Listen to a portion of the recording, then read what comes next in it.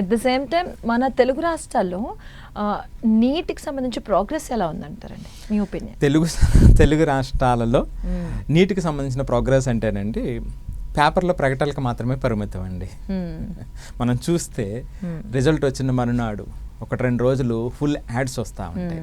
So ఇవన్నీ కూడా అర్ధ సత్యాలతో కూడినటువంటి ప్రకటనలు అండి. ఆ ఇన్స్టిట్యూట్ ఈ ఇన్స్టిట్యూట్ అని కాదు. సో అర్ధ సత్యాలతో కూడినటువంటి ప్రకటనలు ఉంటాయి. కానీ నేను బాధపడుతూ ఉంటాను, ఎడ్యుకేషనల్ ఇన్స్టిట్యూషన్లో లేదా ఎడ్యుకేషన్ రిలేటెడ్ దాంట్లో సత్యాన్ని మనం చెప్పకపోతే, సత్యాలను మనం దాస్తే ఒక రకంగా అబద్ధం చెప్పినట్టే అవుతుందండి. అది వేరే వ్యాపార ప్రకటనలో జరిగితే వేరే, కానీ ఎడ్యుకేషన్కి సంబంధించిన ప్రకటనలు అలాగ ఉంటే నేను చాలా బాధపడుతూ ఉంటాను. సో ఉదాహరణకి మన తెలుగు రాష్ట్రాలలో అంటే తెలుగు పిల్లలకి, నేను ఇన్స్టిట్యూట్ల గురించి మాట్లాడట్లేదు, తెలుగు పిల్లలకి వచ్చినటువంటి బెస్ట్ ర్యాంక్ అండి ఆల్ ఇండియా 18 అండి, 18. సో మొదట 17 స్థానాల్లో మన పిల్లలు ఎవరు లేరు. మన ఇన్స్టిట్యూట్లు అక్రాస్ కంట్రీ ఉన్నప్పటికీ కూడా మొదట 17 స్థానాల్లో మన పిల్లలు లేరు. అంతేకాకుండానండి తెలుగు పిల్లలు టాప్ 100లో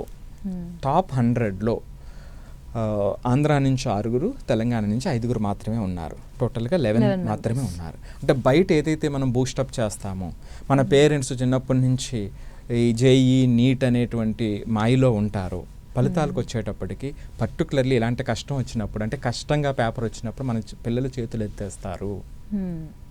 మన వాళ్ళు ఎప్పుడు కూడానండి యాడ్లు వేసేటప్పుడు కూడా 1 అనేటువంటి ర్యాంకులు వేస్తారు. సో 1 కాకపోతే 3 వచ్చింది, తప్పేముందండి? అది విలువైంది కాదా? ఫస్ట్ ఆఫ్ ఆల్ అంటే parents should be think about this.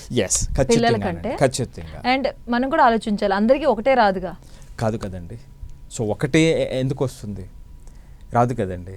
So అదే సందర్భంలో పేరెంట్స్ అందరూ కూడా మీరు అర్థం చేసుకోవాల్సినటువంటి ప్రకటన చూసినప్పుడు మీరు అర్థం చేసుకోవటానికి ఇవి రకరకాల విభాగాలు ఉంటాయండి. అంటే నేను అర్ధ సత్యాలను ఎందుకన్నాను అంటే, ఓపెన్ కేటగిరీ ఒకటి ఉంటుంది, ఈడబ్ల్యూఎస్ ఒకటి ఉంటుంది, ఎస్సీ కేటగిరీ ఒకటి ఉంటుంది, ఎస్టీ కేటగిరీ ఒకటి ఉంటుంది, ఓబీసీ ఒకటి ఉంటుంది, పీడబ్ల్యూడి ఒకటి ఉంటుంది.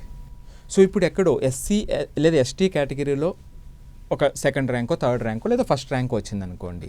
సో వీళ్ళు ఏం చేస్తారంటే దీన్నే ఓపెన్ కేటగిరీలో వచ్చిన, టోటల్ కాంపిటీషన్లో వచ్చిన 1st ర్యాంక్ కింద వీళ్ళు చూపించేటువంటి ప్రయత్నం చేస్తారు. సో తెలియనటువంటి పేరెంట్స్ ఏమిటంటే ఆ 1 కనిపిస్తేనే మన వాళ్ళకి వచ్చింది అనేటువంటిది. సో అలాంటి మాయలో వీళ్ళే పెట్టారు. సో అదే చట్టంలో వాళ్ళు కూడా కొట్టుకుంటున్నారు. ప్రతిసారి 1వ ర్యాంక్ వచ్చినప్పుడు ప్రతిసారి రాదు కదండి 1వ ర్యాంకు. సో ఆ 1 రానప్పుడు వాళ్ళు బాధపడుతున్నారు. కానీ దేశ స్థాయిలో ఆ మంచి ర్యాంక్ సంపాదించడంలో వాళ్ళ కష్టం కూడా ఉంది ఖచ్చితంగా. వాళ్ళ యొక్క విధానాలు ఉన్నాయి. సో అది ఎక్కువ మందికి చేరట్లేదనే మన బాధ తప్ప, సో అది చెప్పేటువంటి వాటిల్లో సగం సత్యాలు ఉన్నాయనేటువంటిదే ఇది. సో ఇదే సందర్భంలో మీకు ఇంకొక ఇంపార్టెంట్ విషయం చెప్తాను. ఢిల్లీ నుంచి చిన్నదే కదండి, టాప్ 100లో ఎన్ని ర్యాంకులు ఉన్నాయో తెలుసా వాళ్ళకి? 17 ఉన్నాయండి. 17 ఉన్నాయి. నేను ఇందాక కూడా చెప్పాను, పిల్లలు కష్టపడేటువంటి దాంట్లో స్కిల్ ఓరియంటెడ్గా వాళ్ళు ఉంటే వాళ్ళ యొక్క ప్రగతి వేరే ఉంటుంది. ఇదే బెస్ట్ ఎగ్జాంపుల్. మన పిల్లలు 17 ర్యాంకుల వరకు ఎక్కడా లేరు అంటే, అంతేకాకుండా టాప్ 100లో మన దగ్గర 11 ర్యాంకులు మాత్రమే వచ్చినాయి. సో ఢిల్లీ 17 ర్యాంకులు వచ్చినాయి. సో అక్కడ వాళ్ళు చదివేటువంటిది చాలా సహజంగా చదువుతారు, న్యాచురల్గా చదువుతారు ఎక్కువ మంది పిల్లలు. ఇది ట్రూ స్పిరిట్ అనమాట. లేదా 2 కాంపిటీషన్ కానివ్వండి, 2 స్కిల్స్ కానివ్వండి, వాళ్ళకు ఉన్నటువంటి ట్రూ స్కిల్స్. ఇదే జీవితంలో నేను ఎప్పుడూ ప్రాధాయపడేటువంటిది అదే. ప్రతి పేరెంట్ని అర్థం చేసుకోమని, వాళ్ళ కష్టం వచ్చినప్పుడు ఏ విధంగా రియాక్ట్ అవుతున్నారు, దాన్ని ఎంతవరకు అర్థం చేసుకుంటున్నారు, వాళ్ళు అప్పటి వరకు చేసినటువంటిది ఎంతవరకు వెళ్తున్నారు అనేటువంటిది చాలా ఇంపార్టెంట్ అనమాట ఇది.